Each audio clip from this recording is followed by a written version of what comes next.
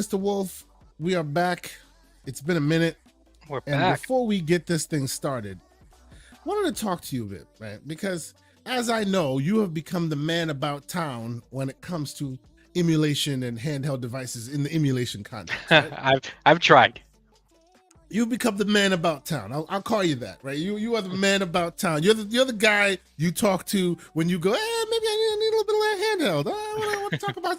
It is what it is. So and you know this because I think we've been chatting about it for a little bit. I have been thinking about getting a handheld that is specifically focused for Android emulation. Okay. Right? And you were on that page of, you know what? Android emulation, that scene is still good. That scene is still fire. Don't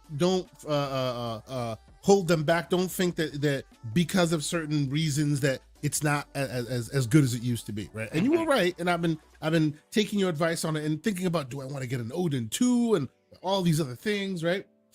So then something happened, right? And as you know, I'll be heading off to Germany in less than a week at this point, going to go and cover things at Gamescom, right? And I made it a point that this time around, not only will I be bringing my camera, Okay. I love the way that camera works. Not only will I be bringing the camera, I also want to be a little bit dynamic in my pursuits when I'm out there, maybe taking shots of people, interviews, things like that. So I upgraded from my old phone to the old Galaxy S24 Ultra.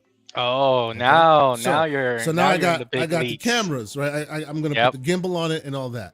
But I say all this to say, in doing so, it freed up my other phone, right? Okay. Now, the Odin 2 or the Odin 2 Pro, I'm not sure which one it is. They both have the same CPU. They have that Snapdragon Gen 2. Correct. Right? Which everyone swears by because, oh my God, it's amazing, this, that, and the third. The Gen 2. The only one that's better is the Gen 3. But for the purposes of Android emulation and all this, everyone swears by the Gen 2. Guess what my old phone has? Let's see. If you had some sort of Galaxy. I had the Galaxy S21 Ultra. So guess what? It's a Snapdragon 888, which is basically the Gen 2. Oh, so I was like, you know what? Okay. Why am I thinking about potentially buying a device when I could just plug it into a controller? There you go. And repurpose, and you can you can repurpose it. Very nice, sir. I like your style. As you see, I will just do one of these so the ninjas don't descend upon me. But yes, I have been having a good time with this thing. Now, obviously, this is for the purposes of trying to get my feet wet, see if it's something I really want to get into. If so, I will probably buy an like a dedicated, like a dedicated. Okay. But I got to be honest with you, sir. This thing is no slouch. OLED screen, 144 hertz. You know, got the gigs for days. This is okay. So so the good thing is that you have the most important part, which is the brains of the device. That's the most important part. Oh, I thought you meant my brains. Oh, okay. Well, yeah. You know what I'm trying to say, but the good thing is that you have like the most important part, which is the processor and the brains. Now I see there that, hold that up again. Is that the GameSir controller? Actually, and I'm happy you mentioned it. So you know that I test out these new fledgling company devices, right? And they sent this to me.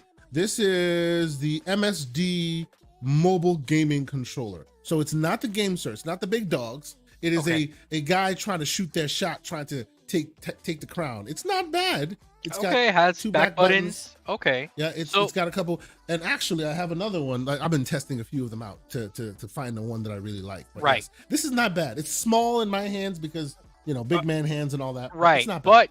But hold on, because here's the thing, right? And I dabbled with many backbone-like devices. Okay. The one that I think you need to look at, okay, it's a little pricey. It's $150, but look at the one that Razer sells because it is literally a real controller. Okay, it's literally like if they took an Xbox controller and cut it in half, and then you'll have that ergonomics that maybe you're looking for. Yeah, I do hear you. It's either that or the backbone. I have the iPhone variant of the backbone, which I always liked the backbone. I have the original Razer Kishi, like the original Razer Kishi. I think Yeah, that's so do I. somewhere back there, But I do agree with you that probably the newer version is cool because I do see that their version, the Razer Blade, right? That was okay, right? Yeah. People took it to task a little bit, but since the prices have come down and obviously you can buy the controller separate, it's actually becoming somewhat of a decent device to have. I think you can find it for like $200 if you're lucky. Usually it's about Yeah, 250. there's one. No, There's well, if you want to go and the edge route, that's with the LC, that's with the screen itself. You could just find the controllers by yeah. themselves, right? But Yeah. hold on, because that Mm-hmm. controller is still very backbone-ish small. The Mm-hmm. one that I'm referring to, okay, the one that I'm referring to is called the Razer Kishi Ultra. This is Ooh, okay. this literally came out maybe like 2 months ago. All right. It's now here's the thing, it's pricey. It's 149. So, but it's literally like the ergonomics of it. It's literally like if you took an Xbox controller, right? Cut it in Mm-hmm. half and you can put your mobile device in the middle. I see it. It's literally $150. You are Yep. absolutely right. I see it. Yep. And you can like plug in. I see that it's got enough give to be able to support like an iPad, like or a little mini tablet. It's actually quite cool looking. Yep. All right. This right All right. here for like ergonomics wise, Mm-hmm. I've seen that this is one of the top Yeah. rated from all the reviews I've seen. But again, Okay. like if you're someone that you just want to carry your phone around and the Mm-hmm. backbone so it's not taking up too much real estate, I get that too. Well, honestly, the only reason why I'm even giving this a chance is because it's not my main phone anymore. I don't Yeah, like carrying my main phone around and zapping its battery because me neither. I'm using I it like for phone stuff. You're like me. Right? I like my phone to be my phone. You know what I'm Yeah, saying? And then my dedicated gaming. devices. Yeah, Right, right. And then yeah. for to repurpose that device, the last thing I would recommend after Mm-hmm. you're done, getting all the emulators in place and all your stuff, look for a front end that you like. And there's a Oh, couple. bro, There's Daijisho. I was about to say, I'm using Daijisho right now, which is There, the boss of bosses when it comes to front ends. Like I love Daijisho. Like Daijisho is the spot. there you It's go. great. It's beautiful. There, Yeah, there you go. So I'm happy for you, man. I'm glad. yeah. Like, do you see what I'm saying? Kind of like when you were dabbing in it, did you kind of see what I meant? That it's very streamlined. Like Oh it's yeah, yeah. it's very. I don't know. I really like their approach I to do their too. file system and everything. Certain emulators like require less of an uplift to get running than even on the Windows side. You know what I mean? Yeah. And y'all know, you come here. We the handheld guys. We love our handhelds. I still swear by this guy. Hey, I've man. been using this as my daily for We a while gotta. now. We're gonna talk about that. I want to ask you some Okay. questions about that. Okay. Yeah. Actually, and what's been slowing me down, you should actually have a review from me by now from this. But what's been slowing me down is Gamescom. There's a lot happening in the background, and I'm getting ready and all that. So I may put something out, like a half of something before Gamescom and then half after Gamescom. I don't even know if I can do that. There's so much work to be Yeah. done between now and then. So I'm trying my best. But at some point, I promise you'll get like a full. I have like at least 2,000 words written only on the Oh, controllers. we're looking forward alone, to that. So let me ask you something real fast. Let me take the mic from you real Yeah. fast and let me ask you something Sure. because I know that you were away on a trip recently, which had some delays in it, but you're back now. Oh yeah. So Don't get me so started. so I want to talk to you about something that you sent me on our Mhm. Discord, and you Oh put yeah, it yeah. and you put it in the comic book talk Mhm. chat and Mhm. dude, I would have been in heaven. So talk to me about this store that you went to in New England called Mhm. Newberry Comics, because from the pictures you Oh, sent me, I saw some Spawn compendiums in there. I sir, saw some Invincible collections. What? Talk to me sir, about this place. I gotta tell you, what stuns me, what surprises and stuns me, is the fact that not everybody knows about Newberry Comics. Never heard of it. That stuns me. I spoke to Everborn Saga, Mr. I write my own comic books, and he didn't know about Newberry Comics, and I was floored. Like, what the heck is wrong with the world? Anyway, so what I've learned is that Newberry Comics is a very specific place, and it's specifically for what do you call it? For places in New England. It's a very New England centric place. Okay. So it is your mom and pop, if you will. It's been a mom and pop store for some time now, and what basically it is it's heaven for comic book lovers, right? Like I used to frequent Newberry Comics all the time. So where I used to live in Rhode Island, so I went to Rhode Island, which has a small variant of Newberry Comics, but the big store, the real big store, is on Newberry Street in Boston, hence Newberry Comics. Okay, right? okay, that makes sense. Yes, it's on Newberry Street. So that's where Newberry Comics actually comes from. And man, oh man, I gotta tell you, you know what? I don't even have to just say it. Yeah, you got to show this off. So have you ever been? Mm-hmm. to New York and of course you've been to Midtown Comics, right? Of course, Okay. I have been to Midtown Comics. Yes. Okay, Absolutely. so this is so this Newberry is kind of like the place in New England where people know they got to go to get their books. Yes. Okay, because we got a place over here.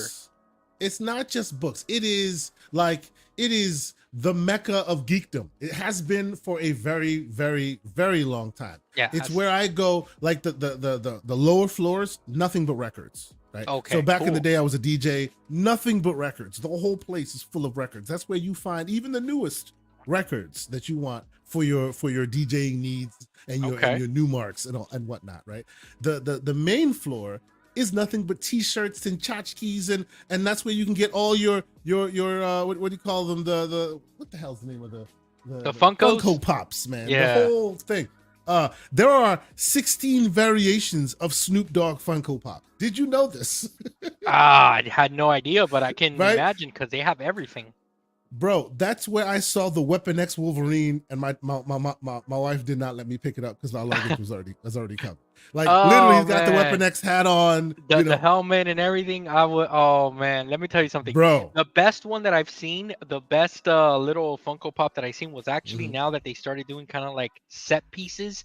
It was the dude from Stranger Things, the bad guy. I forgot his name. Okay. I forget his name as well. Yeah, I know what you're talking about. Vecta, I think, something like that. Vecta, there you go. That's him. Yep, that's like Vecta, literally, like lifted up in the air with a scene and everything. I'm like, wow, these Funko Pops have come far. Let me tell you. Yep. It is amazing, sir. Like that place is a special place, and everyone needs to frequent there. People need to go to this place. Let me see if I can find. I'm trying to like be able to share my screen without it losing its mind here. Let me see if I can do it. Let's see. So there you go. These are some photos. So you got it. Whoa, what's going on with that food? That looks good, man. That was at the store. There's a food spot there. You didn't send me that though. Okay. So yes, this is the smaller version, the Newberry in Rhode Island, right? Which is a small place. You see your Funkos, they have the Deadpool merch and all of this. It's a small spot in a mall, right? By the way, Providence Place Mall. By the way, it reached $1 billion. Yes. Well, $1 billion. So $1 billion. That's right. That's a good sign. Yep. So as you can see, like, I mean, all the Invincibles, it's just nuts, absolutely nuts. Hold on, let me turn that off. I had something in the background. Absolutely nuts. All the things you can find at Newberry, and just the books alone, like, it is something special. And of course, that's awesome.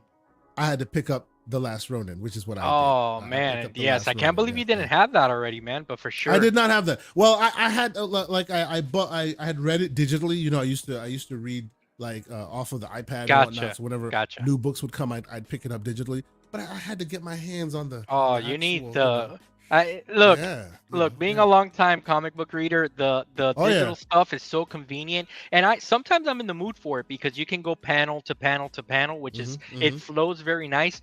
But man, there's nothing like holding a solid comic book or graphic novel in your hands. It's just indeed, man. So yeah, man, I had an awesome time in New England. I always go back. I always go and I have fun and revisit my old stomping grounds, as it were. But nice. Yes, and then of course now I'm going. We'll talk about the other trip coming up in a minute. But sure, ladies and gentlemen, boys and girls, I want to welcome you to the show that was off last week because life happens, man. We had vacations, we had work things to do. We were just inundated with life. But we are back now on the Gamers Playground. I'm your host this week, K Asante, TKO Asante, as you see in the screed right there. And of course, I am joined by the man, the myth, the legend, Mr. John Wolf. How you doing this evening, sir? I'm doing good, man. Coming off busy. I've been playing the game called Work, and it has a lot of Mm, it's a microtransactions, as crappy they would game. say. You know, and for some reason, the microtransactions keep on hitting you across the head. But Yup. been doing Microtransactions and DLCs. for sure. But doing good, man. Here tonight with you. Yeah. Looking forward to chatting about some stuff that you sent me. Yeah. I have been so disconnected from like the gaming world that I have no idea Hmm. what's going on. I saw a Hmm. couple of things here and there, but most of my time has been working and then taking a break and playing a little bit of Ninja Gaiden, trying to beat Mm. that. I'm gonna try to beat the trilogy. So that's all I've been doing, gaming related. How about you? So I will tell you, and I hate to say it because he got me. He definitely got me. And this has been a couple weeks now. This man has gotten me. But so before even that, I've been playing Riven. I don't know if you remember Riven. I do Old school not. game, puzzle game. It's from the makers of Myst. Very old game. Like Hmm. this is like back when point and click was point and click, and then of course they remade it. Unreal Engine 5 looks amazing, and you can play it in VR. Actually, that's why my VR headset's right here charging. I'm ready Okay. to get round 2 in. It's a great game. Mystical, very, it's basically a puzzle game. If you remember Jonathan Blow's Messenger game, where it's visual puzzles, same That I kind of remember. style. Yeah, it fits really well in VR. So I've been playing that for a little while. Skim, I don't know if, and I talked about it on GCP over the weekend. I've been playing Skim, very kind of tranquil game. As you know, I had some stresses that came on me last week with the travels. So when I'm in that mode, I like to ease my mind with this game called Skim. Yeah. Really awesome game. You're basically a shadow frog. That's what I call you, and you're basically jumping between shadow to shadow. It has a light bit of challenge, but basically Hmm.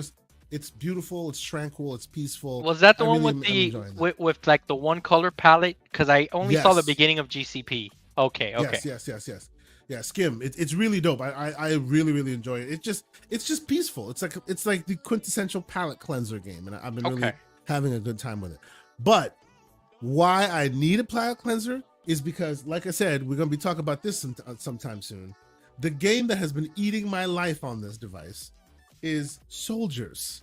Oh, You've heard okay. me talk about Yep, Soldiers yep. before Yeah. because the There's a lot of damn people on our Everborn chat Saga. on that. Yep. Oh my God, this game. And just when you're right at the edge of I'm done, screw this game, it's too damn difficult, I'm not gonna do it anymore. Guess what? You traverse the divide. Now all of a sudden you're at a new level. Now all of a sudden you got the freaking double jump or the wall bounce or whatever else they want to throw at you. You get something else to traverse that divide, and guess what? You right back in it. And you're And of back in course, it. Yep. on this big beautiful screen, this thing is just I mean, it is That's how glorious. It's that's how it glorious. happens when you play those games where like you just and the same thing was happening to me playing Ninja Gaiden. Like I Hmm. beat that game back on the OG Xbox and playing through it again. There's some parts that are Hmm. tough, but once you get through it, man, there's just something about the gameplay that you just want to keep on going. So I know exactly what you're talking about. I mean, like you're talking about the OG Nintendo Xbox Ninja Gaiden. That was the Yeah. original Souls like, man. That was the Oh OG yeah. kick your butt game. It took a long time to Dude, beat that game. try to beat some of those bosses with only like two vials of life left. Yeah, it's not Good luck. fun. It's not fun. But what's cool about that game is it empowers you with a lot of awesome moves. You have that Yes. like the channel move that you do, and if you catch them at the right time, oof, you got Oh them. yeah. It's beautiful. It's a great game. I enjoy that. Now that you mention it, it may be worth going back and replaying that game. Oh, They've you'll get released it like a hooked. billion times, but Yeah, you'll get hooked as soon as it's you good. start playing it again and you start, decapitating the ninjas and stuff, it'll click in a second. And if you're not careful, you will be fodder. They will smoke you. Like it's just hilarious. Yep. Then you'll need to go play Skim to ease your mind. You know what Yeah, I'm just saying? when you get a little bit too cocky in that game, they bring you back Uh-huh. to earth. They're like, They "Hey, make you feel it. yeah, Indeed. Yep. So okay, you know what? Let's jump into this thing as we do. And I know you said you're out of it, and I have, as you know, I've been traveling as well. So we'll touch on some of the games, some of the stuff that I've seen around. I see folks in the chat. Salute to you guys for joining us. Thank you so what's much up, for being guys?" here. If you can hit the like button, consider subscribing if you're new. But we see a lot of the community members here, so we appreciate you being here. If there's a conversation or a topic that you think we should touch on that we may not be touching on, let us know. I'm keeping an eye on the chat. I will incorporate as we do. But first and foremost, what I want to talk to you about is this. Everyone knows I am the VR guy. I love my VR headsets. You see the little hands right there, the little white hands? I do. Those are the hands that hold the controllers, which are actually here. It looks like a little robot from here. It looks like it's meant to look like a little robot. It's basically a stand for the Valve Index. So that's the Valve Index at the top. That's literally Astrobot's cousins standing back. Basically, this was Astrobot before Astrobot. It's been out for a minute, right? And then of course over here I'm charging my PSVR, my Quest 3. My PSVR 1 is actually on a shelf right over there. Okay. I see where you're going. I see where you're going. So not handheld, when the VR. VR, my bad. Yes. When the PSVR 2 came out, I was excited, right? Yeah. I wasn't like handhelds. If you're gonna have multiple devices and you're gonna release multiple devices, the people who end up buying them have to have a specific use case for each, right? Absolutely. I see you in the chat there, Mr. MJ Dark. He'll tell you, right? Oh, I'll play this kind of game on this handheld because of reasons. I'll play that kind of game on that handheld because one is good at indies, one is good at AAA, one is better at comfort. There's reasons for all of that. That's the world I'm into. Yep. Exactly. So you understand, right? One's great for emulation versus another. So similarly in VR, right? So when the PSVR 2 came out, I wasn't buying it for my VR needs because for general VR purpose, I got the Valve Index, which is, to this day is the handheld, the headset that boasts the idea that you have controllers you can flip people off. Like okay. It basically tracks your fingers, so you can do anything in VR with your fingers and it'll track it. Unlike the Quest 3, which now also does it, but most games don't really use that as well. The Knuckles controllers on that thing is amazing. So I have that for general purpose, or this whenever I just want to throw something on, be wireless, right? So I was waiting for the PSVR 2 to have killer features and or killer apps that justify its existence. Yep. I see where you're going. Because Gen Pop, I got that already. But then they started releasing those games that are already on Steam VR, which if you do that, great for those who haven't had a chance to play them. For me, everybody's like, oh, where's Half-Life Alyx? I know where it is. It's on my PC. It literally came for free with the Valve Index. That's how I have Half-Life Alyx. They literally made them together. Well, it came out a year after the Index, but if you had bought the Index beforehand, they threw it in because that's what was supposed to make it shine or whatever, right? So gotcha. For me specifically, Half-Life Alyx was not the selling point. It was, Aloy, Forbidden Sleep, as they call it, which I mean, Call of the Mountain. It's not a bad game, but it's not a killer app either. Go ahead. Yes. Right, it was all those games, and I hear I hear the racing game was really a killer app, which cool, right? Lots of cool stuff in that realm. But I needed them to give me a reason to buy it, right? Yeah. And from a gaming perspective, they did not do that, and I was like, okay, from a gaming perspective, they won't do that. But eventually, it'll come to PC. Ooh, I'm going to wait till it comes to PC. Yeah. And then it came to PC, and now we have a big problem. Even in the PC space, it's not giving me reason to buy it. I literally want to buy it. I'm like, I'm basically holding my money in my air, saying, "Here, just take it from me," and they're not taking it from me. What do I mean by that? I mean, you can tell this device was not engineered to be used elsewhere. They're just kind of pivoting to using it elsewhere. To my understanding, Bluetooth radios are a problem. If you don't have the right Bluetooth radios, your controllers won't work. This thing released without foveated rendering, which is built in, but you have to have a PS5 to use it. So when you disconnect it from the PS5, you lose foveated rendering, you lose HDR, you lose a lot of the killer apps that make this thing special compared to the others, right?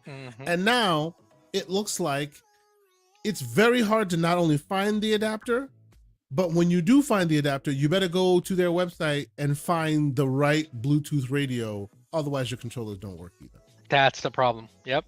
It's just a magnitude of headaches that you have to worry about to get this thing working.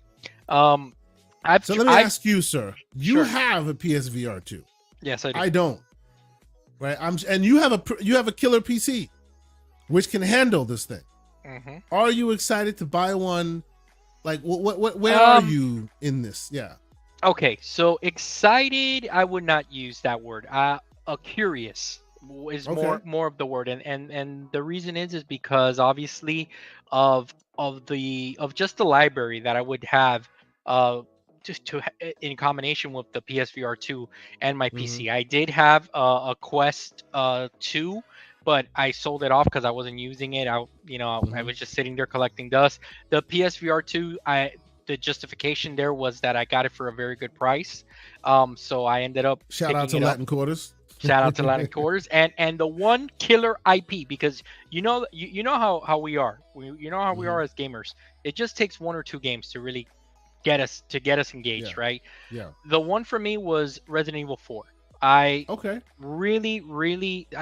Evil 4 is like one of my favorite games of all time. And I know it's been re-released 100 times, but it's like that's the game that if you think about it, we wouldn't have over-the-shoulder games from Sony without that game. Gears of War wouldn't have been a thing. So that game really is the OG reason why the over-the-shoulder games even exist nowadays. So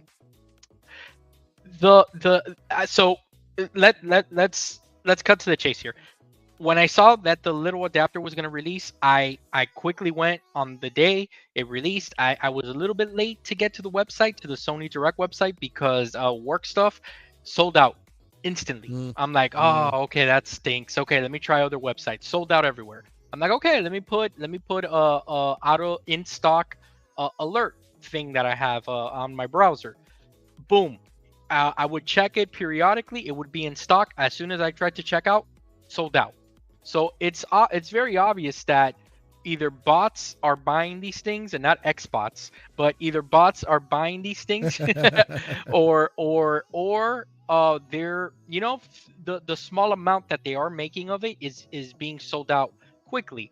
But then that's the first challenge, right? Because as you literally said it, how many people and how many potential customers like you are literally sitting there saying, I want to buy this thing, Sony. Let me buy this thing from you. Bro, I had it pre-ordered, and then at the last moment, I'm like, I cannot justify this. They're not giving me what I want. Oh, play what do you call it? The mouse game? Jesus. You're talking about the Moss Book 1 and 2. Yeah, it's on my PC. I got a 4090. It'll look better here than it will on the thing. Give me something new, right? Give me something different, and not anything that's everywhere else. Right. So I mean, you would think, right, with this headset coming out, you would think that Sony would have had a pipeline of maybe a Spider-Man type of experience, a God of War type of experience, and I think that's what people originally got excited for.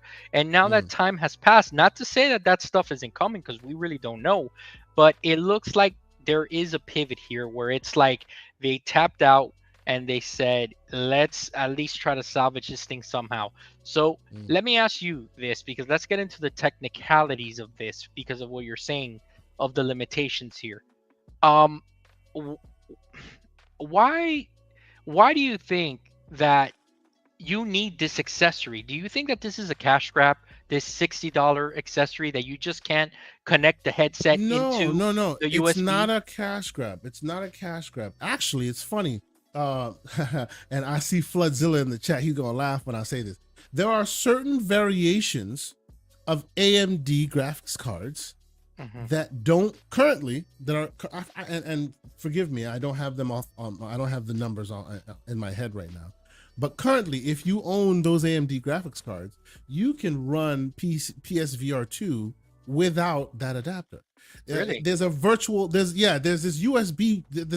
USB-C port that is attached to the GPU that you plug in that would then forego the need of this, right? It's like, you know how graphics cards used to have they now have HDMI ports, they have They have PCI slots. They have specific ports for graphic rendering, right? Yes. The just like, for example, the handhelds now have Oculink ports, right? There was a USB-C port specifically engineered for graphic output that were on all these cards, but then I think around the GTX 2000 series, and NVIDIA stopped using them, right? And AMD has continued to provide them for some time. And to this very day, there are cards that are on the market that have that USB-C port behind on the graphics card itself. And if you plug it in there, works, no issue, right? But most NVIDIA cards don't have that now. So you definitely do need the adapter for that purpose, right? Okay. So that's what it is. It's not, to me, the cash grab isn't the $60 adapter. To me, the cash grab is you didn't engineer this from jump to run on a PC. So you were like, oh, you want, and I have it on the screen right now. You want HDR? Buy a PS5. You want eye tracking? Buy a PS5. You want the adaptive triggers? Buy a PS5. But why? Why do you think that is? They engineered, because most of these devices, right, try to keep, and there are reasons for a lot of this, right? You don't want the thing to be heavy. You don't want it to, even though these guys have found a way of keeping it light while still having all the tech on it, right? Right. But PlayStation's way is, our box is our box. That is our main focus. You want all the extra bells and whistles, you have to have our box. That's how they've always been, right?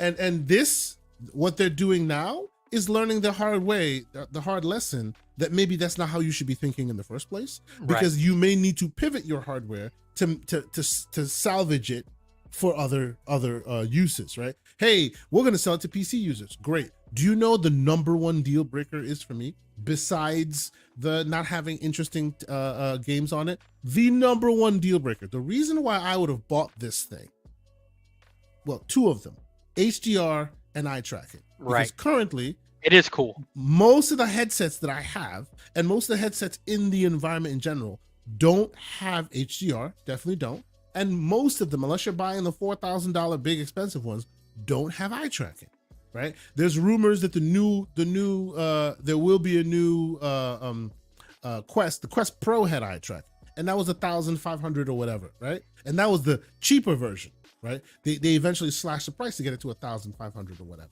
But at the end of the day, these cool, interesting features would have gotten me in. All of those are behind the PS5 paywall. If you, I understand what you're saying. So let me ask you this. Let me ask you this. And and I promise you, this is not me trying to persuade you to purchase this thing. This is just me giving you another look, another way of thinking about this. Okay. So would you do own a PS5, and you do have a PC. So I do.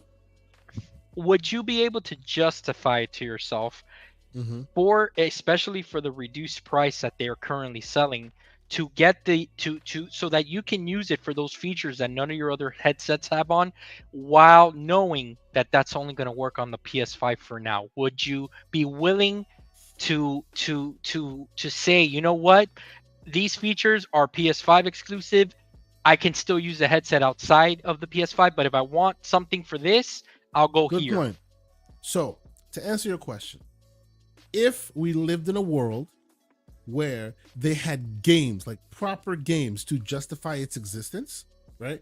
And the price was cheaper, because to me, 80% of the games that you're going to whiz bang and surprise people with, I already have on the PC.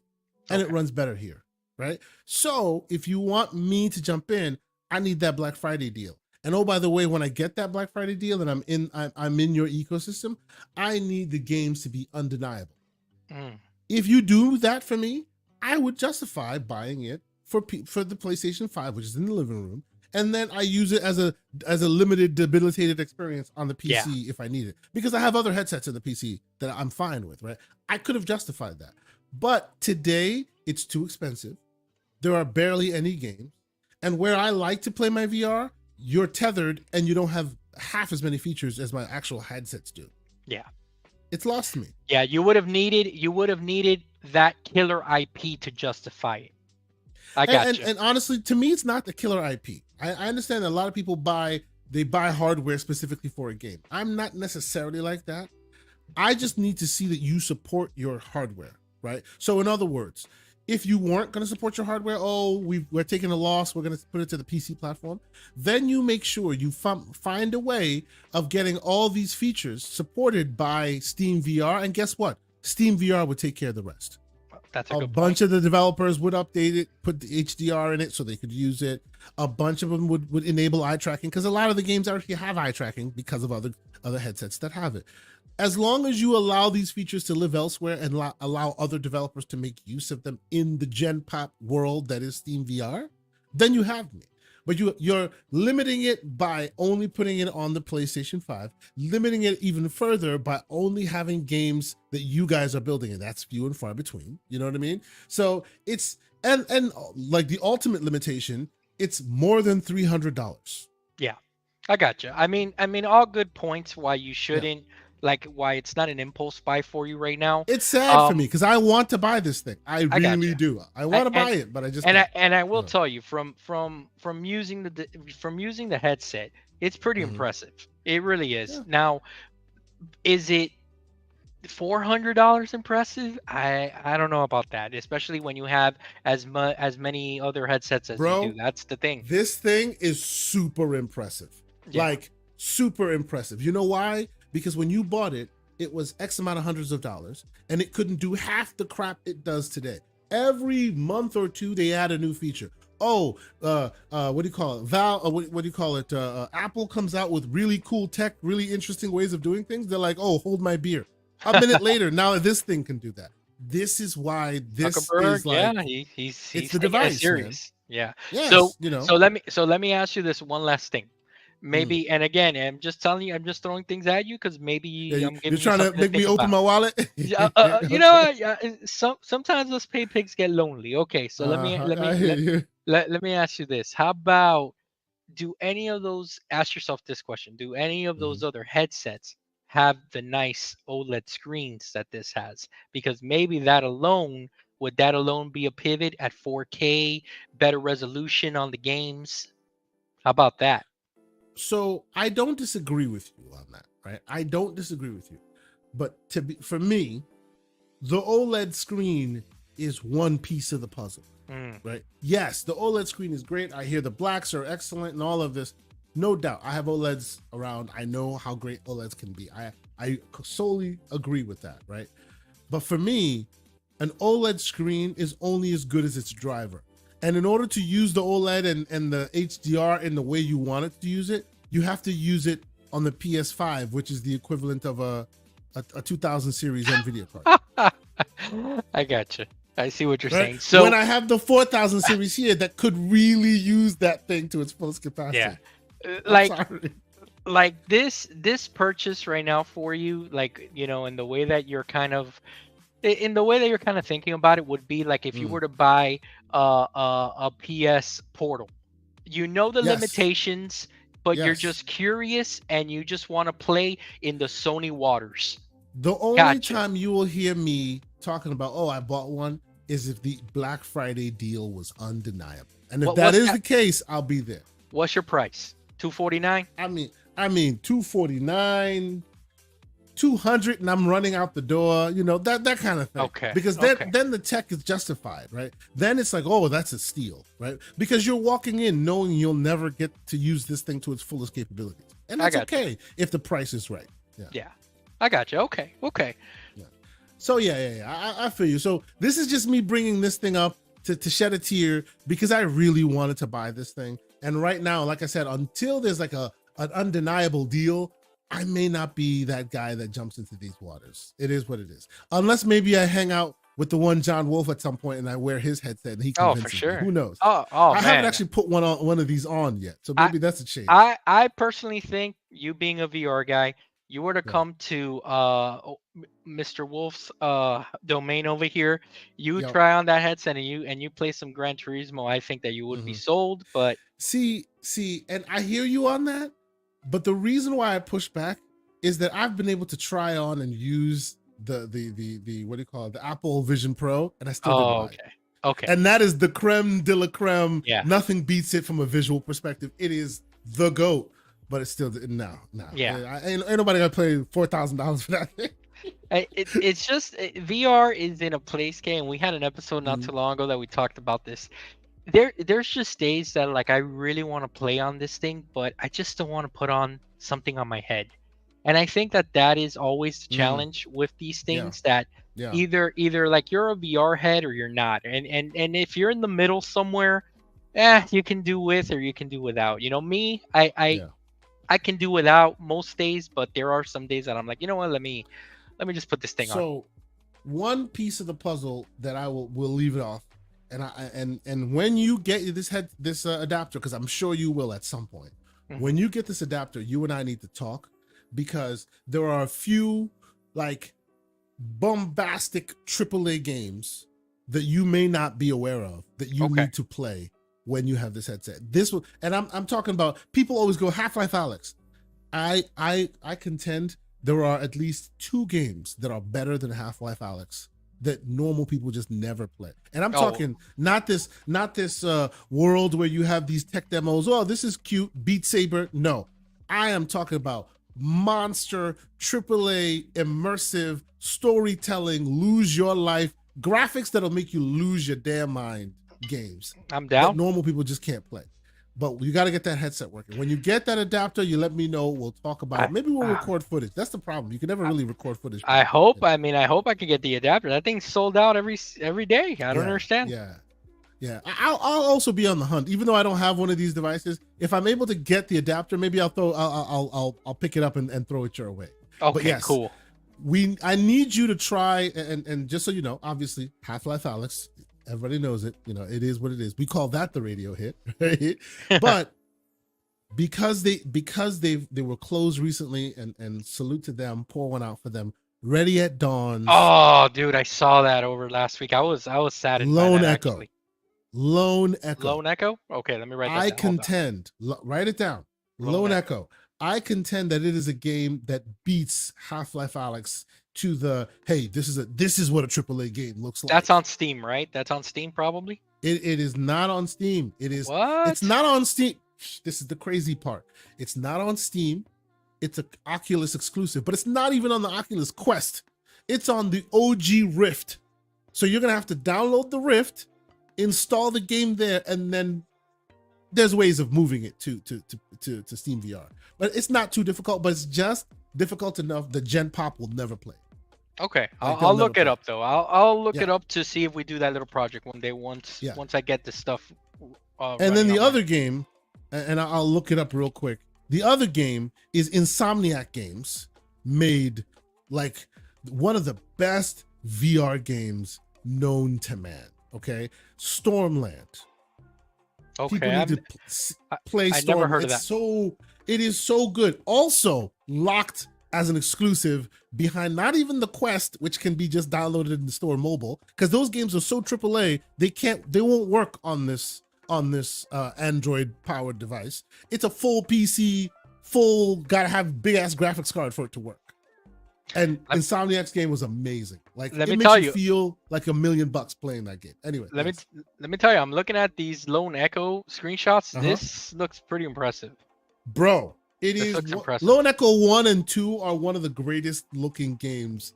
Like, this is why that's what made me a VR guy. Like, those games are just epic. But you just made me sad all over again about Ready at Dawn, man. It's so sad, bro. That's a travesty.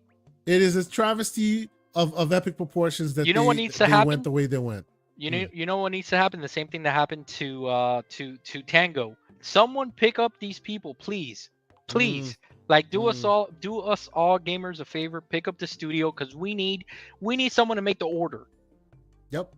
Okay, the order 1887. Yes, please. Yes. Yeah, absolutely. But yes, let's keep that in the back of my mind. And I see Silk Slayer. He's out there. Silk Slayer. He says Lone Echo is still on the Quest app. Is it on the Quest app? Or you mean like the Rift app, the Rift store? Because the Quest is these guys, the mobile one. It's only on the Rift store for $20, and the sequel is for $40. I think the sequel might be the sequel might be on the Quest, like the mobile, but the original version, which I still contend is the best version of that game, is only on the actual Rift store, which why they haven't ported it to the new store so that people can play it, who knows. Dude, Anyway. before before we end, I Mhm. gotta tell you this. You know which game I tried out and like I got freaked out because What's that? dude, it scared me. The Jurassic Park game, those raptors were coming at you. It's like Yep. Alien Isolation, but with the raptors. Mm-hmm. And if they find Mm-hmm. you, you're like, no, please.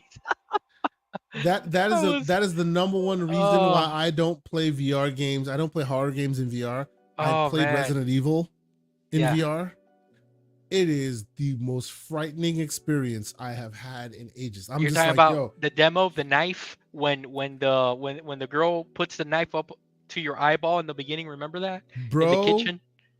sir. I was like, nope, this 40-year-old man can't handle it.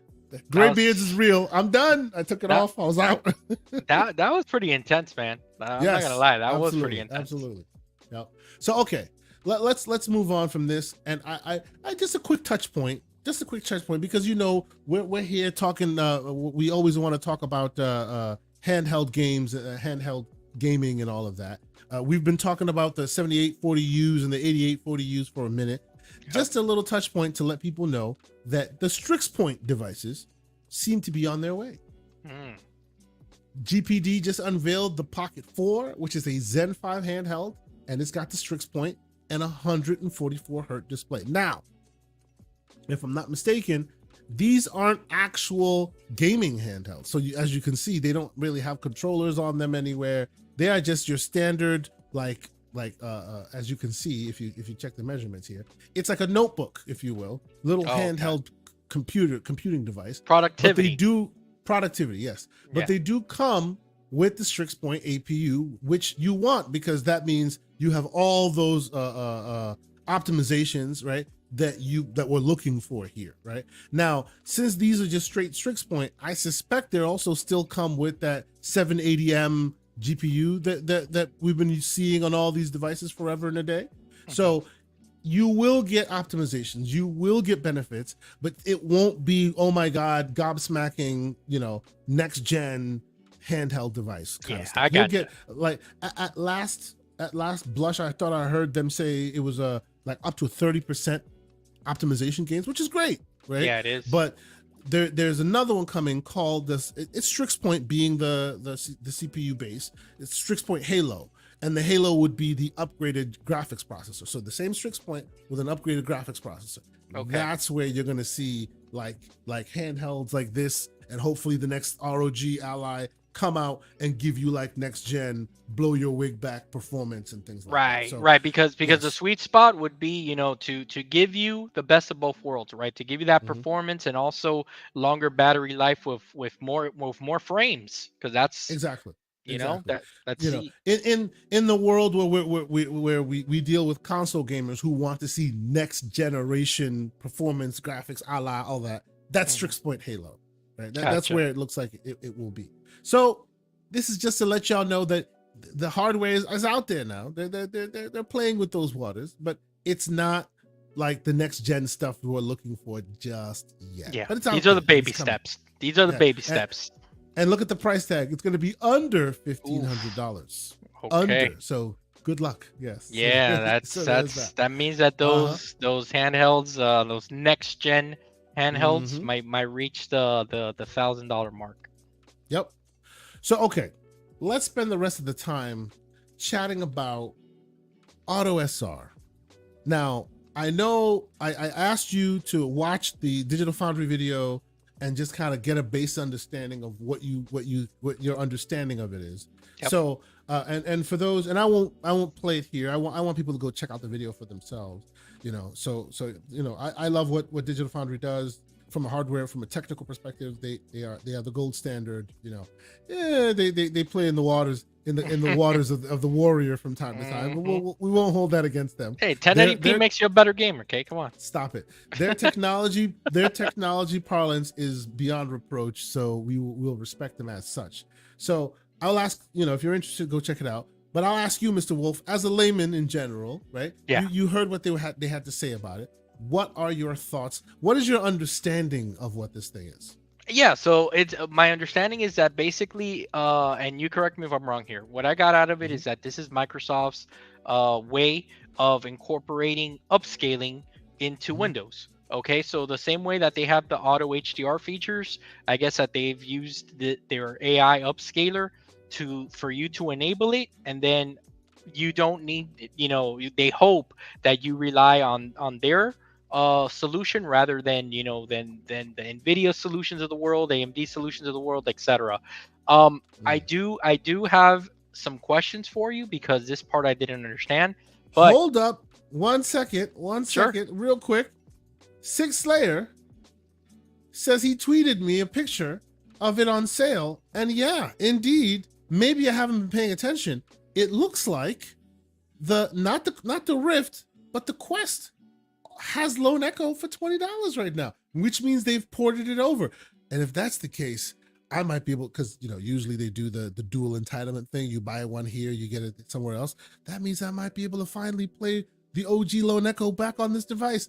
Oh Lord. Thank you, Six Slayer. Appreciate you, sir. Let me go check that out. I will report back. I'm sorry, Oh, Mr. that's John Wolf. cool. Continue. No, That no, is you're good. awesome news, man. That is awesome news. I'm sorry. Continue. No, Yes, no, you're that's good. You're great. good. And then if that is a possibility, we got to talk about how Yeah. we can port that to Steam VR. Okay, so what's this called? So I do know that there are some limitations here that we're dealing with. I think that the ranges are 700 to 900p only. That you Yep. need to Yep. kind of Yep. set your resolution between those two resolutions if you want to use this Mm-hmm. thing. Now, Yep. here's the big one. Is this only for ARM processors? That I did not understand. Or is this can we literally use this right now on our x86 machines if we want? So this is where things get interesting, sir. And on the old on GCP, we like to put on the tinfoil koofies. I'll put And mine on. I want to Hold put on. mine on right now, real quick for you, because Got it on. you bring up a very interesting point, right? Mm, Currently, it is only available, and actually, I've been doing a little bit of the digging on the Auto SR. It's only available, only compatible on the ARM-based Windows devices, right? So okay, the that the answers that. the the Windows, not necessarily, not necessarily, only on those Windows-based devices. And if you look inside the details here, you turn it on, it detects that it's running that specific version of Windows, and then it gives you the ability to turn on Auto SR, right? Today. Why? Because, as the great Floodzilla says, you still need NPUs for image processing, Mm, right? That's where you always hear them talk about tops. It's got this amount of tops for okay. NPU processing. Guess what has tops and NPU processing as well? I'm gonna have to say, how about maybe a little gaming handheld? Exactly. Mm, Most 8840U devices have dabbled in that, and they're in the x86 realm, right? Now, they are not ready for prime time. They're not the tip of the spear like you'll find on the ARM-based processors, right? They are not ready for that purpose yet. But the same NPUs that are used to do this processing can be found over time on these devices. These guys are dipping their toe in right now. So I don't foresee the 8840U devices just magically being able to do all that. Maybe at some point they get ported to it, right? right. But we're talking about Strix Point, which has even more tops. And they're x86 based processors with neural processing units attached, That's true. I right? see where you're going. And see, you see the kufa, you see the murder board coming Yeah, together, I right? kind of see the pictures you're putting up. You're Right? you're kind of putting them And history here together. right? And they were quick to tell you, well, this is 720p to 900p is what we're rendering at, right? And by the way, the reason why they're doing that is, unlike other devices or unlike other upscaling processes that read pre and post data, right? Because, like, for example, DLSS will read like metadata that's and this is at seconds notice. You won't get to see milliseconds. You don't get to see that, right? It reads the frame before, it reads the frame after, it reads metadata, and then it uses that to generate a frame in between other frames. That's where you get your frame generation. Upscaling uses the hardware compression blocks that are on the hardware on the GPU in order to do that upscaling, right? Okay. So it has a lot more information to work with than, say, for example, FSR, which also has some information to work with. It also reads certain pieces of data, but it uses your own resources to do so. And because it uses your own resources to do it, unlike the DLSS solution, the latency is a bit higher. So now they have to offset that latency cost, right? Okay. That's the differences between DLSS and FSR. One is using your own resources to kind of continue to do it, which means it's taking away from your actual hardware resources. Whereas DLSS does something completely different. It dedicates it to those compression blocks, right? Understood. And that's why it's able to do it. In this specific instance, it is waiting till the whole thing is done, seeing the frame that is complete, and then upscaling it. So it's basically post-processing. So once the frame that you see is the frame that AutoSR upscales.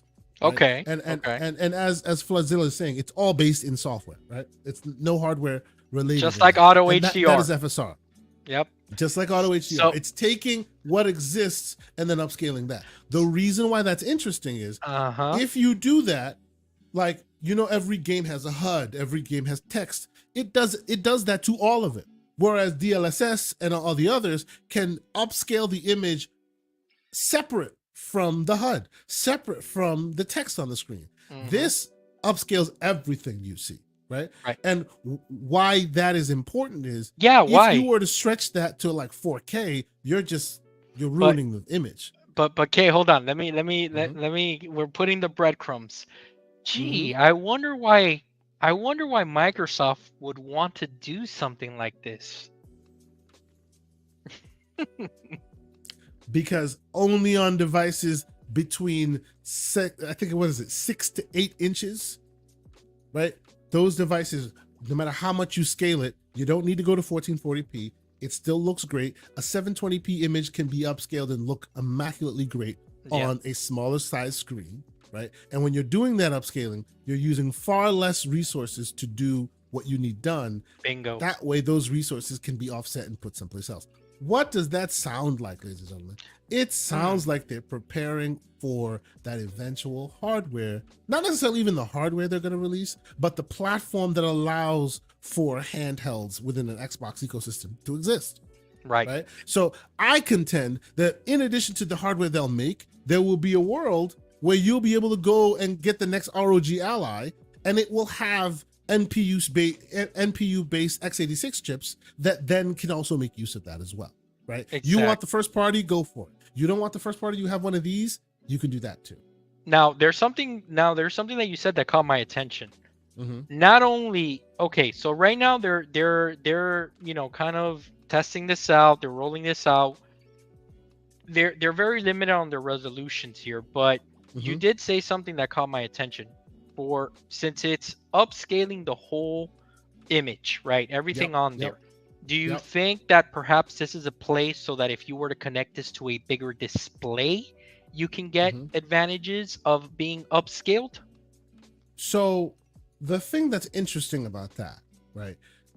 The AutoSR, from what we see so far, AutoSR by itself is meant for limited size displays. It just is. It's a limited size display. That's where it shines best.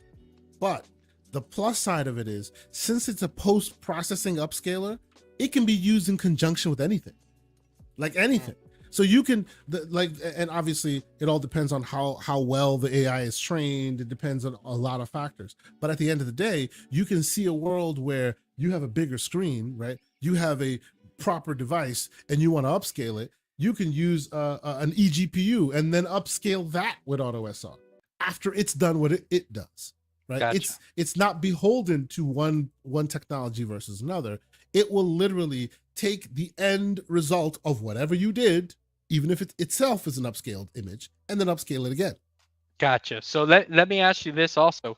So do you think that this is kind of like, because Microsoft software based, they're always looking to innovate and always get their toes wet in different things. Do you think that some of this is that they just got a little tired of waiting for developers to use some of the tools that don't get used across the board, and they're like, look, we're just going to give the solution right Yeah, baked into yeah, the software. absolutely. No, I don't disagree with that. And actually, a little side topic that I want to bring up also speaks exactly to that, right? So think about it in how they changed the Xbox's development pipeline to the GDK pipeline, which basically makes developing a Windows game or a game on PC. And when I say easy, I know that developers in the room are going to like want to throw virtual tomatoes at me. I know. I'm sorry. I'm just saying it makes it relatively easy compared to what the process used to be, right? Now it's relatively turnkey to turn a PC game into an Xbox game because they've leveled the playing field as far as the pipeline is concerned, right? Okay. It's the same thing they're doing here, right? They're trying to make it easy as hell to make use of these features. And aside of that is DirectSR. Have you heard of DirectSR? Which I know AutoSR, DirectSR. This is even more interesting because they're like, you know what? Screw like fighting the good fight and being a competitor and all of this. We don't need to be a competitor. You have DLSS, great. You have FSR, great. AFMF 2.0, fantastic. By the way, a flood. If you haven't tried AFMF 2.0, you got to give it a shot. It's excellent. It is quite good. Even in the Flood has tried. Flood has tried that. It is excellent. It is excellent. I've used it. It makes the frames. It's great. Can't wait for it to come out to Gen Pop.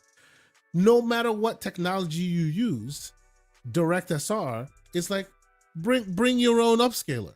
And what they're doing is they're combining them all at an API level and allowing developers to use it. What does that do? It says that, okay, so if this device, if this game, right, or your hardware shines best using A versus B versus C, all you developer have to do is put in the DirectSR API, and then we'll handle it on the back end. All you gamer have to do is choose DirectSR instead of choosing DLSS, instead of choosing this, it's basically a one-stop shop for the CEGers of the world. Yeah, no, let me tell you, that is helpful. I can't wait till this is available and cooking.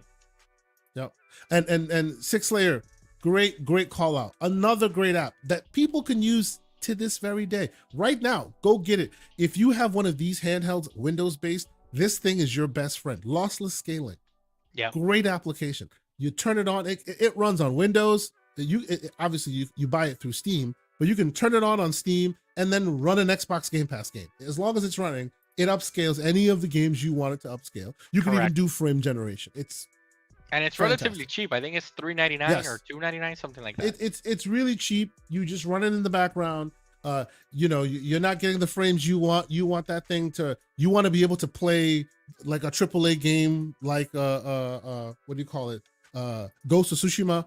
I have a 144 hertz screen. I can't expect that this will run 144 hertz because this is not for AAA games. Yeah. So what do? I dropped that game to 720p, upscale it, and frame gen it, and now I'm running at about 90 FPS. I'm gonna upscale you right now using lossless. Hold on. Okay, let's double your frames right now on camera. There you go. It's a great app. But yes, so that's where and what you were saying there is very, very apt. The idea that they don't really care. They want to make it as turnkey as possible. This is literally going, and they're talking about XeSS, as you see, which is Intel's variant. They're talking NVIDIA super resolution. They're talking about AMD FSR, Fidelity FX. Doesn't matter which one is in the background. Right now, you go into the game, you choose this versus that. Sometimes FSR is better. Sometimes XeSS is better. DLSS most of the time is better. Because I'm sorry, Flood. It is what it is. I mean, you're not wrong. He's just right now pulling out his dreads. Like, no. Anyway. I've used both, and I have to agree. Go ahead, sir. But in this world, you don't have to worry about it anymore, right? You can basically there it is. There he goes. DLSS doo-doo. Indeed. No, and now MJ Dark will respond telling him that no, FSR is honey boo boo. There you go.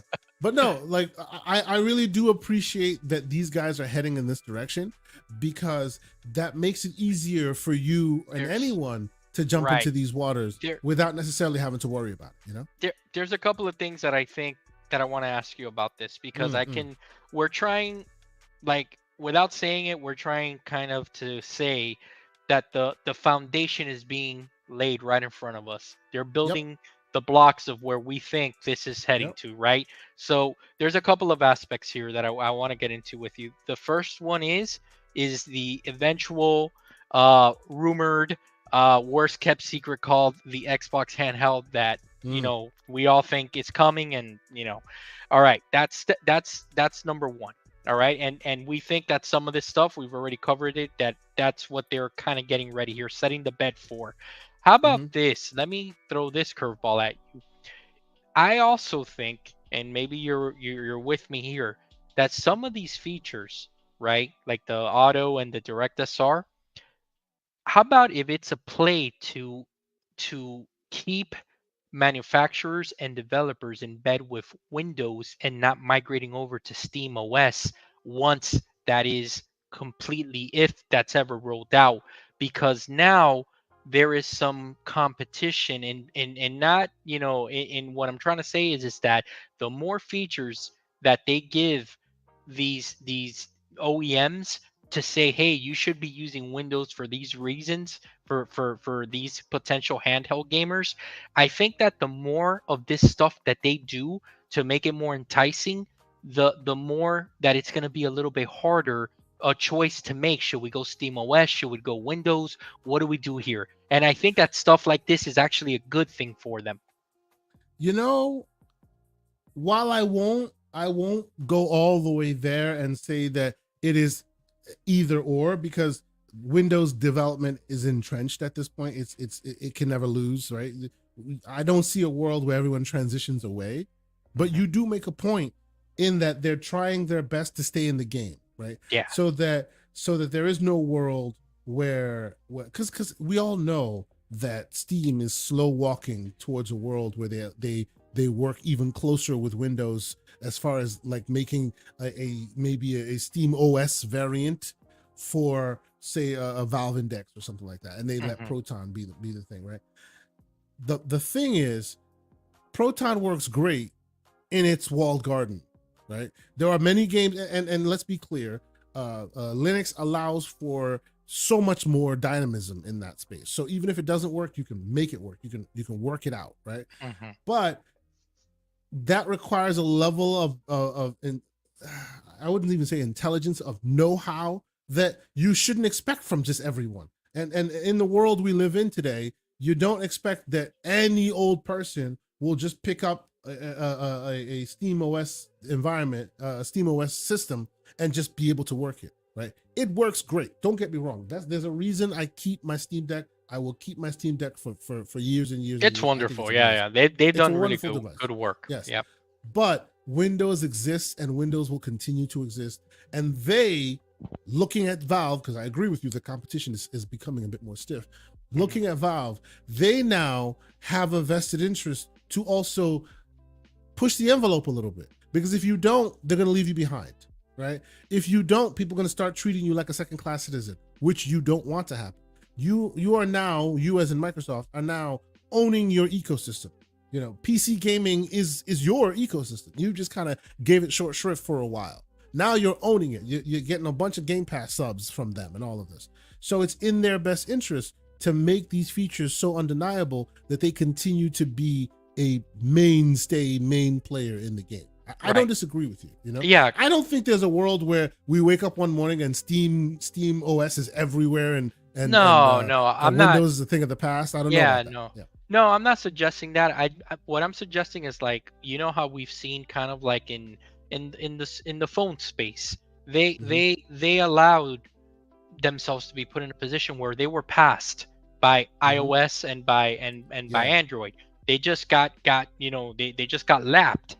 Mm-hmm. And the thing is that moves like this, not only are they reassuring themselves in the x86 world of PC gaming in the future, but it's also a move towards that eventual future in their gaming sphere that it Hmm. looks like they're moving towards to. So you can kind of see, if you kind of put the puzzle together here little by little, it's really showing like this is definitely like where they're headed. I mean, Yeah. these moves are 100% geared towards portable gaming. Like, And by the way, on the idea of Proton and hey, they're seeing the competition.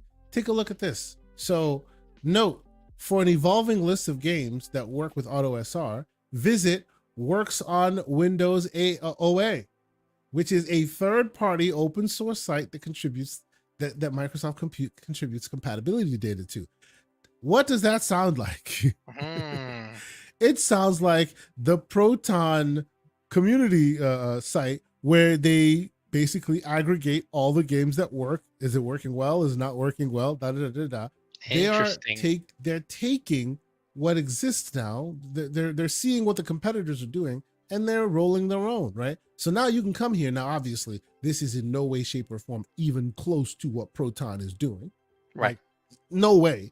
But these are the baby steps. They're showing you compatibility. What is unplayable? What can run? What is playable? What works perfect? What does that sound like? It sounds exactly like what Proton is doing It is. with, It right? kind of So, is. yes. So to your point, they're taking those lessons, and that's a great thing, right? And it's That benefits us. and I'm not saying that they're solely concentrated here, but this is a byproduct of it. They're Yeah. saying this is the main reason, the x86 Mhm. world, but because we're building this and we're working with this is going to benefit us in the future so that we don't get Yeah. lapped once this eventual handheld gaming future becomes like a mainstay. Because as Absolutely. Yep. much as we kind of have to see the writing on the wall. This is where this is heading towards. All these Yeah. companies are going to have their feet in the water, and it's just either you adapt or become extinct. So I don't disagree, sir. I don't disagree. I am excited for the world where they open this up because that's another piece of the puzzle they need in order to succeed. It can't be walled garden. It can't be come buy our hardware. It can't be that. It no, has to no, be okay. Now it's ready for prime time. Everyone jump into the waters. Hey, do you have this device? It will work for you. Hey, do you have that device? Come check it out. I need there to be a test phase, a year, 2 years, where all they do is just take in data from all the various handhelds that are out there and how they work with these things, right? let And me I'm confident that world will happen sooner rather than later. it seems like they're definitely building that foundation. Now let me ask you Mm-hmm. this last piece of the puzzle here. When Mm. you hear things like Sarah Bond say we're going to have the biggest technological leap of any generation. Is that some of this what that she's talking about, or what do you think that she is specifically talking about? I appreciate you saying that because I think a lot of people have lost the thread in that and they take the technological leap words and they fill in whatever they're hoping. Oh, it's Mm-hmm. going to be the biggest, the best graphics. You sure about that? Mm-hmm. Oh, it's going to be the next leap. Technological leaps mean a lot of things, man. Technological leaps can do a lot. Imagine a world where every single game is at 720p, but on your screen it looks amazing. That's a That's technological leap. it is, especially when your battery can last you 6 to 8 hours on your device. And maybe not necessarily because it's got an 80-watt battery.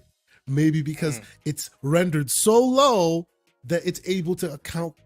These are the things we're talking about. I'm just letting people know, you're out there going, oh, it's going to be the best. It will be a technological leap because if it wasn't, she wouldn't say that. But Right. don't just assume that it's hardware or graphics or the thing that you define as next gen, It looks right? like it looks like what can come here is the perfect combination, hopefully, Mm-hmm. of the hardware will be the hardware. We need something ergonomically good in order to play, Mm-hmm. right? But the technicalities in that hardware are what's important. Yep. What's your battery life going to be? What is your, like you said, how is your image going to look? Not only Mm-hmm. that, but then you couple that with how are they going to get the Xbox ecosystem to coexist with a PC world? So Yeah. all of these little things get you kind of excited to say maybe that's why she's so excited and she's calling it a technological leap, because it's basically one of the greatest accomplishments that maybe they've ever done, which is combine their ecosystem into one. And Yeah. that, to me, that sounds like a technological leap, but they're able to figure that out. They better, because man, I'm telling you, like, people have heard those words, and they're like holding on to it with dear life. They're ooh, it's gonna be amazing. Yes, it is. I'm not saying it's not. I'm just saying be cautious in your optimism. Be pay attention, because we don't want to get to a world where this happens, and then once again people go, yeah, but they said. No, they didn't. They said technological leap, and that means a lot of things. It could be, I mean, it could be as simple as they figured out how to get a Series S in handheld form. It could be as simple as that.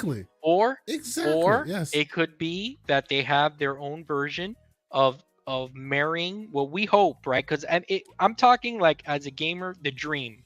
The dream is to have all of the ecosystem that Xbox has under their umbrella or under one device. And that's if they release a mobile store, for me to have access to those games on that device. On the Xbox store, my 500 plus library to be playable there. Anything I bought on the Windows store, for that to be playable there. If they can integrate all that stuff, to me, that would be a next gen leap, without them going head to head with a PS6 and being the biggest and baddest in the room. Yep. The best way I describe it, and sometimes maybe people don't understand when I say that, technological leap, everybody remembers the Kinect. Yeah. Great device. Big honking thing that was sitting in your living room that barely could function. Sometimes your avatars get all weird, and you remember those days, right? It was pretty cool. It was pretty cool. It's an artifact of its time. It was great for what it was, but we saw the holes in it, right? The arms would all flail wildly. You know what I'm saying? Back in those days, it needed to walk so that your Apple's FaceTime, face detect can run, right? They took that OG tech, that big honking tech on a console, and they miniaturized it and put it on a phone. Talk about a technological leap. Can I tell you my two oh crap Kinect moments real fast? Yeah. The first one, setting everything up, walking into the living room and saying Xbox on and everything turning on. I'm a Stream Deck kind of guy. I love that. Yeah. Okay. Yeah. That was number one. That was oh crap moment number one. Oh crap moment number two, that I was like, wow, that's pretty cool. Playing NBA 2K. Using the Miami Heat when they had the LeBron, Wade, and Bosh, the triple threat, right? Something happened. I screamed out a bad word, and I get a technical foul, and I'm like, what? I'm like, are you kidding me? I literally just picked up I just put down the controller. I stood up and I walked around the living room like saying, did this thing just know that I just cursed? This is freaking me out right now. That was really cool, man. And then I'll throw in one more, okay? Because this one is pretty special, because I literally lived my dreams to be kind of like a Roman soldier in Rise, when you were saying to throw the spears. Yes. Remember? Yes. You scream and they all. I used to do that all the time. I love that. Oh man, that was so cool. So I will tell you, I still have my Kinect plugged into the kids' room, because there's one game to this very day that they refuse to they won't give up on. There's this game. No, not Connectimals. There's this game, and I forget the name of the game, where you play with a controller and a human. Two people play it, and of course, my daughter and my son are close in age, so I'm always trying to promote games that promote co-op and cooperation and all this, where you basically start the game and there's just no traversal. There's no world, right? The world, the character, you jump, you fall straight through. My daughter has to go like this in front of the screen, and Okay. her body becomes the world that she that my son then Oh can wow. Okay. traverse Okay. in game. I don't remember that game, but okay. It sounds Yeah, yeah, cool. it's an indie game, really cool. Sometimes and it gets worse and worse puzzly, right? Yeah. Sometimes you have to go up this really high hill. How the hell do you get there? He's at the bottom. She has to contort herself in order for him to jump and climb on in the I world in mean, order. that is a good Cool co-op stuff, man. experience, man. Yeah, That is a cool co-op cool stuff. experience. And they Yeah. take turns. One person's the body, the other person's got the controller. It's awesome, stuff like that. And it's still to this day, it's connected, and that's what they play. You remember I remember the awkward connect moment, and I'm sorry to remind everybody, it's at Milo Kid. Like why? Like come on, man. Like really? I remember watching that. I'm like, what you is gotta this, stop that. man? Milo. Yep. Oh yeah, I remember the game. I remember the what it was supposed to be. The height. And the game is called FRU. FRU. Oh, okay, okay. Yes, it's a puzzle platformer that uses your body as its gameplay. Yes, I got you. That sounds cool though. Yes. But absolutely. definitely the Peter Molyneux Milo game. I'm glad that was never a thing. Like, oh, you have a friend inside the TV. I don't need no little kid friend. It's okay. I don't need no friends inside my TV. I'm good. Yeah, I'm good. no doctor disrespect here, man. We're good. Let's move on. Anyway. So okay. Before we get out of here, right? As we do on this show, we like to do pro tips, and I had one tip that came to me, and I was like, "Yo, this is great. More people need to know about this." And I hunted it down, and I found another one. So I have two tips for the people this week, and then we'll get out of here. Before I even get to that, though, I'll say thanks again to all the people that are in here. It's always great to chat with you guys. Get the feedback from the community. I enjoy always hanging out with you guys. And hit the like button if you haven't done so already. All that stuff. Mr. John Wolf, real quick touch point, and completely unrelated, that I have to ask because it came to mind. Sure. And then we'll get to the last tip and we'll get out of here. How do you feel? Because we touched on it at the beginning of the show. Deadpool, Wolverine, great movie, awesome. How do you feel about all and not even the community spoilers, but literally all of the, hey, come watch this movie because it's got like all these people in it. Like okay, it's like it took a week of silence, and now they're like, oh, you gotta come and watch all, and every video shows all the spoilers. I'm just like, what are y'all doing? Let me tell you, if you're able to if you were able to stay spoiler free, it's not possible. It was pretty special, because there was one moment that one specific character that Xbox may be bringing out a game in the future. That was pretty special. You see?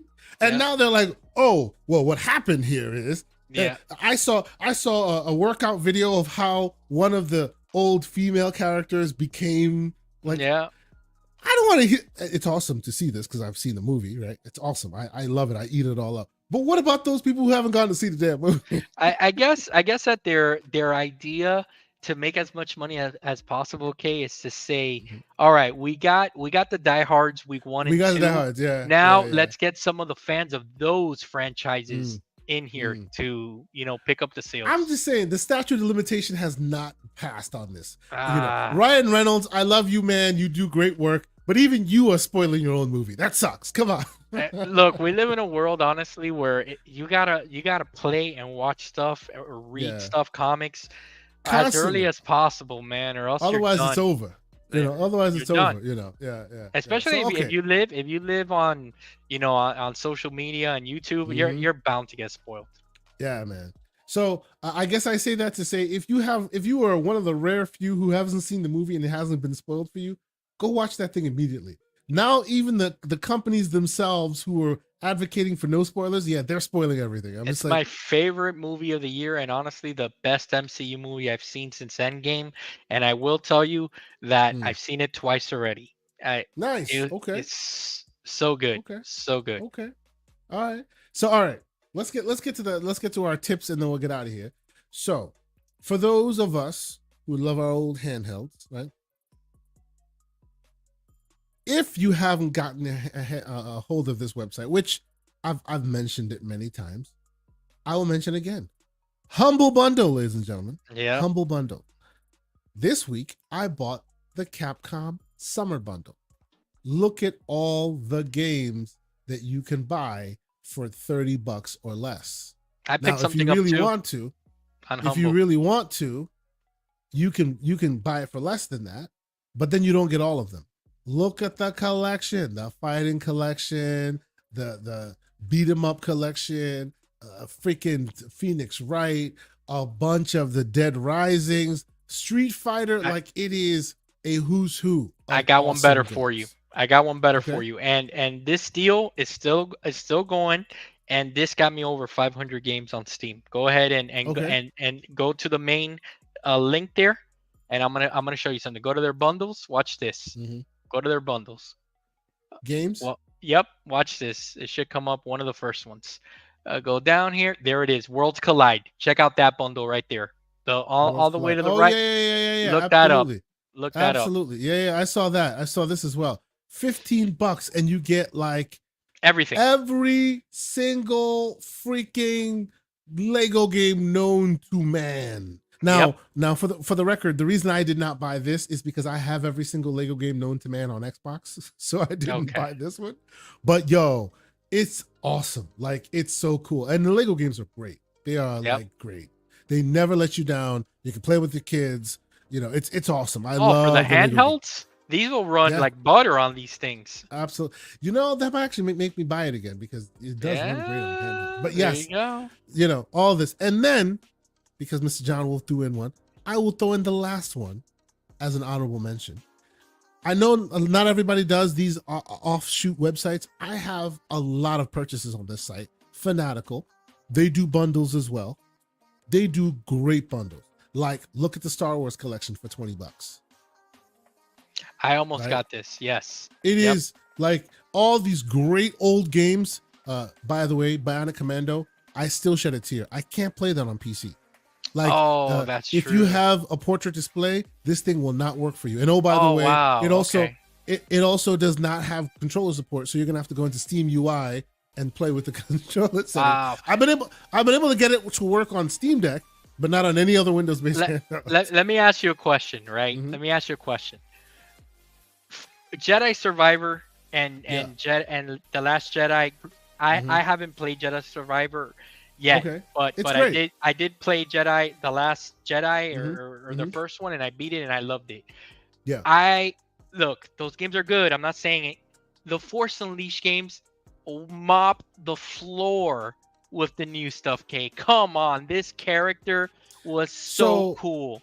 So what was his name? What I will say. Def something. I forgot his name. Yeah, I forget the man's name. Jedi Forces. Let's see if the name is in here. Embark on a journey, discover your own journey. See, now we're gonna be doing riveting podcasting. We understand. Yes. It was Def something. I forgot. Yes. Someone in the chat, help us out here. Throw me a bone. Yeah. Same character, same actor that plays in the PlayStation 4 game, the biker. He actually does the voice for Darth Maul in Yes, he does. Yes, he does. Great games. I will agree with you that the character was more interesting, but I will say the gameplay has evolved since then. Yeah. So in other words, I agree. I wish we had this kind of character, but in the new games. But do you remember the best part of this game? Okay, the best part of these games, you literally pick up the stormtroopers and launch them all over the place. They over exert the powers. Like, they really went hard on the powers. I get that. Yeah, I get that. It was so cool. Folks, if you have not done so, you got to come to these websites. You got to get yourself a deal. Let's say you've never bought the Arkham collection before. $8.39, and you got the whole thing. By the way, his name is Star Killer. Sorry, it wasn't Star Killer. Yes, Star Killer. You're right. It's been a long time. Right. It's been a long time. Yes. But yes, come check out these bundles. Come do it. And sometimes they do really weird things as well. Where do they have them in here? Mystery bundles. There you go. Mystery bundles. Where cool. $5 and they'll guarantee you a AAA game. 3 of them. Hey, for $5, that's not bad. You know, it may be a game you already have, it may be a game you don't already have, but you just download it. $5 and you have 3 codes and give yourself a random choice. And sometimes you get awesome games. So check that out. Build your own Resident Evil bundle. That's pretty cool. Yeah. Check it out. $10. You pick 3 games. You can either go the ones they recommend, or you can pick ones that you think is cool. That's not bad. These sites are awesome. I have a lot of games purchased from these sites. Sometimes actually, what was it? 2-3 days ago in the Discord, I was just like, hey, here's some codes, and I bought some of them on this site. Yeah. So and I will say that to say, I'll pivot to say, join the Discord if you haven't joined it already. If you happen to be a member of this here channel, you have access to the VIP Discord chat, and that's where I drop codes from time to time. You'll see me drop codes there as well. You were streaming. I will be. You were streaming when you first got to New England, and we joined you for a little while. Indeed. I was. I had a good time. I was playing on this. I was streaming from this, talking to people on this in Discord while I was just handheld gaming in New England, and we were having a good time. I will also say, when I go and we're transitioning to our outro now, we will not have a show next week, both GCP and or the Gamers Playground, because I will be in Germany. I'll be leaving on Saturday, but you'll be able to catch up with my exploits on the Discords. I'll try my best to be available on Discord. Obviously, I'll also do my best to put some content out on the YouTube channels. Any people that I get a hold of. It seems I might be in position to do a lot of good interviews. So check out the channel. We'll see what happens there. Me, I gravitate towards the indies, so you'll find interesting things that maybe you will not be on your radar from me. I will also be vying for the top spot to get to in the big rooms where things are happening. Yeah, I hear some things in the background, so I'm excited. We shall see. I have one request for your co-host. Okay? One indie game. Okay. Toxic Crusaders. Please, if you can get your hands on that, let me know. Okay. You mean the Toxic Avengers? Toxic Avengers. Sorry. Yes. I used to watch USA Network on after cable. hours. After hours. That's right. Okay. I think I've watched all of the Toxic Avengers. Yeah. And one more. Okay. The G.I. Joe beat 'em up game. Let me know about those two if you're able to get hands on. Cool. Yeah. Oh yeah. I'll do my best. I hear there's a lot of hands-on capabilities there. A lot of developer interviews there. I'm solely in prepared mode now, getting all my gear together and all that stuff. It'll be super excited. I'm looking forward to it. So, Mr. John Wolf, what will you be doing this week? How can people keep up with all your ongoing stuff? Definitely on Discord. I'm gonna be more on Discord than any other platform, social media platform, to be honest with you. And also the most important ones: Steam, Xbox, PlayStation. Hit me up there, guys. We can play some Call of Duty, whatever you guys are in the mood for. Talk about handhelds. I'll probably be jumping in between my One X Player 2 and my ROG Ally X. So it depends on how I'm feeling that day. But other than that, how about you, Kay? Looking forward to your trip, man? Yeah, man. It's a busy week. I'm putting all my stuff together. I got my gimbals ready. I got my microphones ready. I bought a phone for the occasion so I can have nice visuals when I record stuff. Get ready. I'm gonna do my best, and I'm gonna bring this camera. I love doing this. Yeah.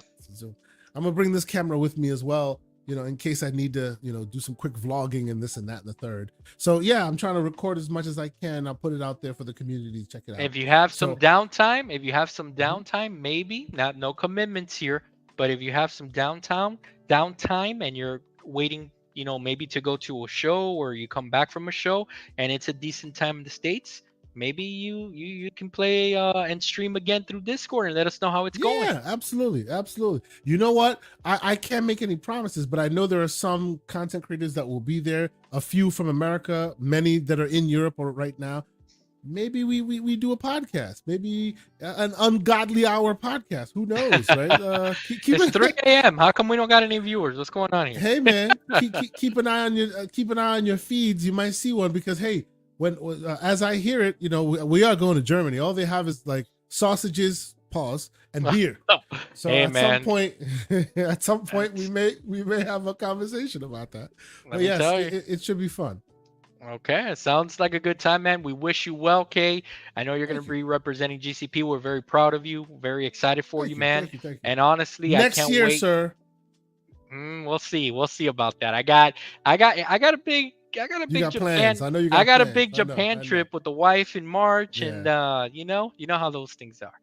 I get you. I get you. We got to get people to come out there, man. We're still talking in the background. Yeah, We'll figure very something out. Whether very it expensive. be Germany or someplace else, we're gonna Yeah, start getting more people to Japan. get out of the house, man. Get out your house. Japan is expensive, guys. If you're planning on Mm. going out there, save your pennies because those flights they ain't cheap. Understood. Understood. But all right, man. It's been a great chat with you. Great catching up with the community again. Again, we will not have a show next week. This channel will not be on the normal cadence it is because I'll be in Germany. Maybe you'll catch a podcast with me and Risk It for the Biscuit because he'll be in the spot. And I'm gonna be interested to connect with him. Oh, that'll be cool. And yeah, and the folks from the Xbox era will be around. And there's just a whole bunch of cool, interesting creators that will hopefully be able to communicate and connect with. But I'll see y'all in 2 weeks. Maybe you'll catch me on a podcast. Maybe you'll catch me as a guest somewhere on another show when I return. But of course, once I return, we will be back here talking handheld gaming. Maybe by then I'll be ready to put my thoughts on wax about this thing finally. Because man, oh man, you got a long flight. I've been playing. Yes, I have a long flight. Yeah. Hopefully, I'll come back and I'll tell you I've beaten soldiers. I doubt it. But yeah. But all right. With that, I think we're done, man. Yeah, man. Another one in the can. If We're all is good, I think we're good. We're almost there to 50. We should think about, and maybe we'll farm this out to the community. We should think about an interesting PC centric guest for number 50. Absolutely. An interesting guest. So put that into the ether. Let us know what you think. You know, who should we bring on? Somebody who with the PC chop, somebody who would be awesome to have on episode 50. We'd appreciate what your thoughts on who do you advocate that we should bring on? Or PC handheld. Or PC handheld. Absolutely. I consider them all part of the same equation. Thanks to everybody that's always been watching, both on the YouTubes and on the Twitters. I see you guys out there.